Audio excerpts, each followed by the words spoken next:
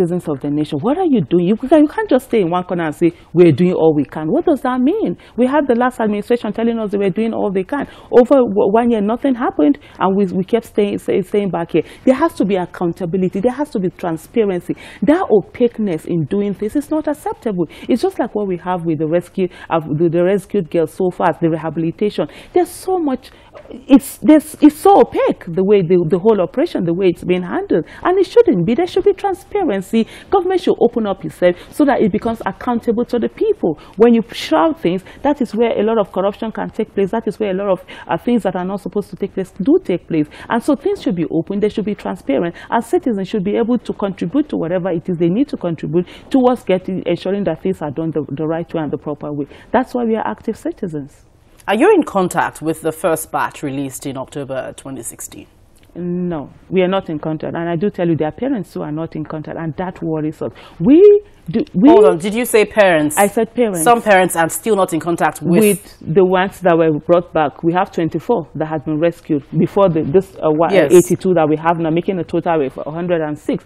Parents do not have access to their children. We have an uncle who is a member of the Bring Back Our Girls movement. In the early days, few weeks, we could talk on phone, via phone with his niece. Right now, they can't. The girls can't meet with the parents can't talk to the girls, even through phone. And then you're beginning to wonder, are they leaving one captivity to be in another captivity? Why are we shrouding all these things in a kind of, why are we in the kind of secrecy? It's not supposed to be like that. What information did you get on this?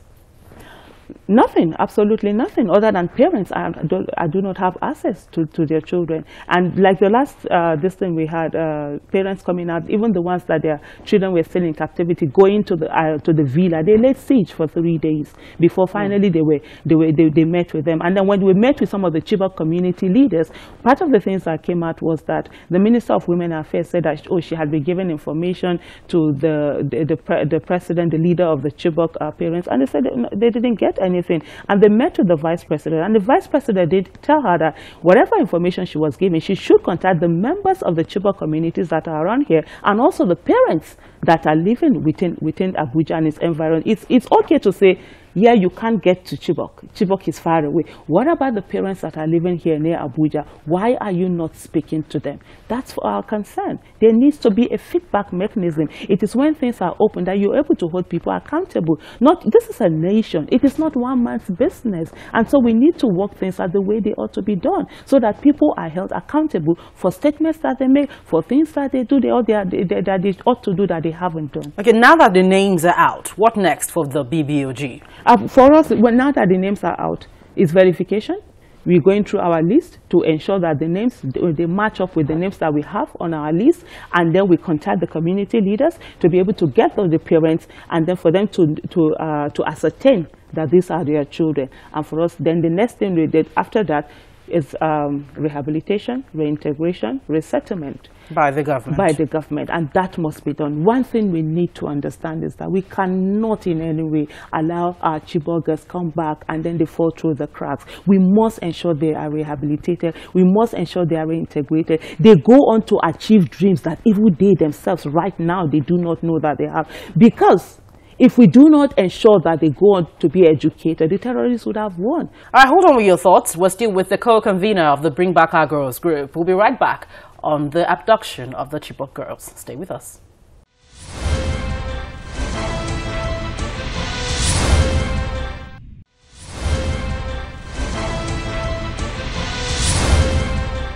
Welcome back. We're still with the co-convener of the Bring Back Our Girls group, Mrs. Aisha Isufu. Thank you for joining us once again. Thank you. Now that, of course, the euphoria is still on about the latest release, now we're wondering, we had to wait 7 months to see this as against what we last expected. Do you see a longer wait for the remaining girls? I hope we will not have to see a longer wait. I hope the government will just put this on the front burner and give it all the attention that it needs. It says a lot.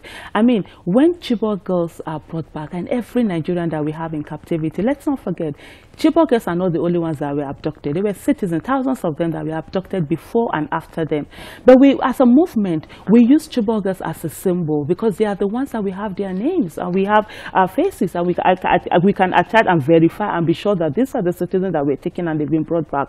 But then that's why the Bring Back Our Girls movement asks for the government to set up a missing persons register so that everybody that is missing in captivity, whether in the Northeast or anywhere, the Nigerian state should know that its citizen is missing. And we handed that over to the President Muhammadu Buhari, on 8th of July 2015. The National Human Rights Commission is working on it, though it's taking so long. So we are not expected to have a long wait. We want our girls to be brought back. Let all the attention be put there. When we see that our girls can be brought, it will give Nigerians confidence in their nation. It will make us more patriotic. It will let us understand that, look, hey, anything happens to us, our state will be there for us, and we will all stand for Nigeria. And then you send a message to people that you can't touch a Nigerian because the Nigerian government will come after you. You know, shed more light on the missing persons register, because right now we don't even have appropriate data for, we can't even account for all of the Nigerians that we have in the country. So how is that going to work? What we have said is to have a register for everybody that is missing. They should be registered on that database. The state should know that this person is missing so that we know the number that we are looking for. Is that feasible? It's feasible. Everything is feasible as long as we put our minds to it that we can do it. Let's not forget something. The Bring Back Our Girls movement is telling us Nigeria that a new Nigeria can work. Nigeria must work in our lifetime. We cannot hand over this to any other person. So we must get together and get it to work. We need a database. If you have a bank account, don't you have a BVN? Is it not working? Don't we say with the fact that we don't know how many of us are here as citizens? The same way it will work. Is that going to run across the country or just the Northeast? No, what we want is for it to run across the country so that whenever a Nigerian goes missing, the state should be aware of it and should, as much as possible, go out there and get the person. But let's not forget, it's not just the ones that were abducted that are missing. Yes. People have been kidnapped. We see it on social media every time. People are crying out for their loved ones who are missing. But you know, ironically, if it's a normal Nigerian, normal citizens, they are never found. But if it's who is who in the country, you know, one of the top people in the country, in no time they are found, in no time the perpetrators are apprehended, and then we see something. As a movement, we say, no Nigerian is more Nigerian than any Nigerian. And so the state must take all of us seriously and treat our cases seriously. And the state governments have bought into this. Well, they haven't gotten up to the stage of the state government yet. It's still working at on the national level for us to have it, and then they pass it all across. So we have the police. They need to start working. They need to be able to gather a database of people that are missing and go out there and look for them. So it's not just the Northeast. It's not just Chibok girls. It's everybody that has been abducted. When we started having rescue of abductees that was February 2015, when there were 6 weeks postponement to election. Thousands were being rescued. And the Bring Back Our Girls movement will ask, who are these people? What are their names? Where did they come from? Have they been matched with their families? We didn't get anything from the state. They just say thousands have been rescued. Who are these thousands? We need to know. And that's what the Missing Persons Register is there for. Is there a timeline for this to materialize? Because, I mean, beyond the missing Chibok girls, there's still thousands of girls, hundreds and hundreds of them also that have been abducted and, of course, being counted by the Boko Haram in one place or the other. Are you making a case for these ones as well? Everybody, for them, within the Bring Back Our Girls movement is for all abductees in the Northeast. Those that were taken before Chibok girls and those that were taken up after Chibok girls. Remember, 2014 December, 185 women and children were taken away from Gumsiri. BBOG asked about it. We asked the military. First of all, they denied it. Later on, they said they were going to investigate. They never said anything. But when in February 2015, when abductees were being rescued and brought back, they said that the ones that were taken from Gusiri were amongst them. But of course, we couldn't verify because we didn't have names. And we couldn't say, of course, whether they were actually brought back or they were not brought back. And so that's why the Missing Persons Register is very important. Left for us, it should have been running. But of course, it is not in our place. We advised, and it took a year before we now went. When we gave it to the president, nothing happened. So we went on our own to the National Human Rights Commission, and they took it up. Finally, presidency bought into it, and they started working on it. Left for us, it should have been running by now. But it's with government, and they take their time on things. It should be running by now, so that let it get to work.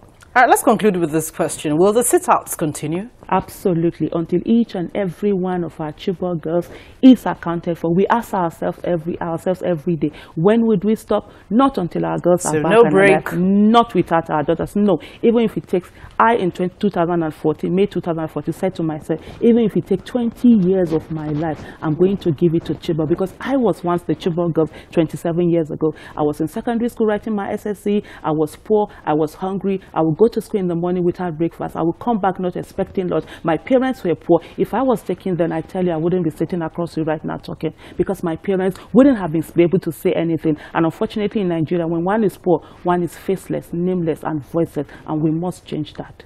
Well, Mrs. Aisha Yusufu, thank you so much for your time. I also sharing your positivity. So thank you very much as we wait. Thank you for having me. Time. Thank you.